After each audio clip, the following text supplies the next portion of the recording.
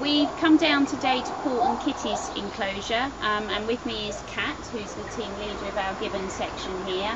There's obviously been lots of renovations going on, Kat, with regards to the enclosures, and I know that our supporters absolutely love the fact that we have glass windows at the front of their enclosures now. I wonder if you could just give me a bit of an update as to how Paul and Kitty particularly are getting on now. Well, as you can see, both Paul and Kitty are extremely comfortable in front of the windows. Interestingly, when we first gave them this enclosure on the first day, Paul didn't actually make it out till late afternoon, and Kitty didn't come out at all on the first day. So they were really interested to see that, but now they're very brave, and they're really enjoying the new enclosure. It's much bigger and a lot more space for them, and they're really doing very well.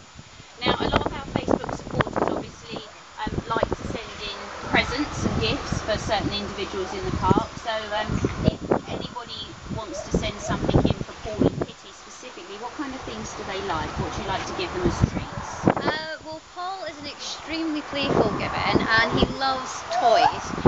One of his favourite things is any kind of squeaky dog toy. He really does enjoy. He sits on them and bounces them up and down, making them squeak.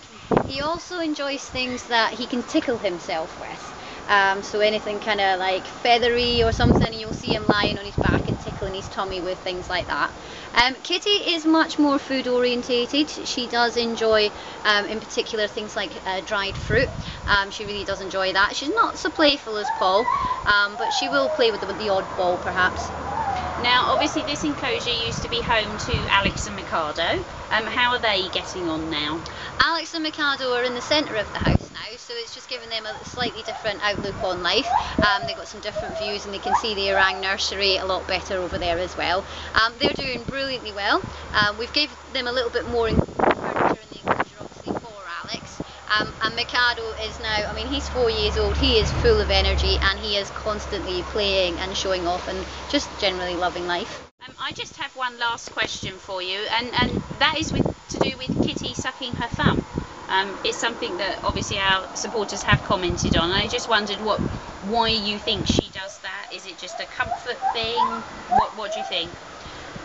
Personally, I think it's because Kitty was actually hand reared, and like a lot of animals, obviously getting used to the comfort of mother. When they're being hand reared, they only have the bottle for a few moments, and the rest of the day they don't have that. So much like a child who's been bottle fed, they actually get that comfort from their thumb as well.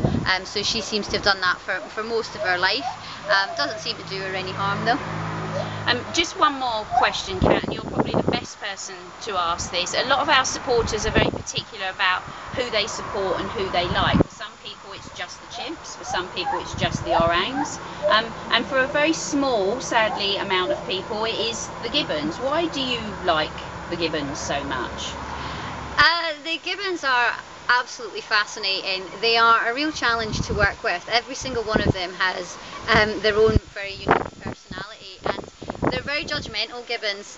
They let us know whether they like us or not. They decide pretty much instantly whether they like you or hate you, and they don't generally change their opinions. Just watching their behaviours, I mean, the way that they move and the agility and speed with which they do it is just incredible. So I could probably talk to you all day about the things I love about them. They're just generally amazing.